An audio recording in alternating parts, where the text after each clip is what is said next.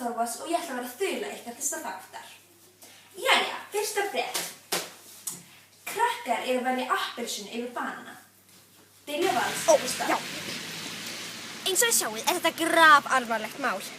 Við þurfum nefnilega... Þarna ein, við þurfum að drífa okkur. Hei, þú! Hvað? Appelsína eða banani? Hvað? Appelsínu eða... Já, eins og þið sjáið.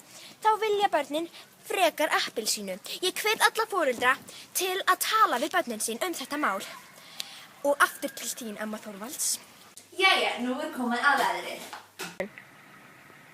Hei, láttu köttin vera! Hæ, Nonni hér og með veðrið. Eins og sjáu rigning hérna og morgun líka rigning og hinn verður vindur og svo sól. Yfir til þín, amma Þorvalds.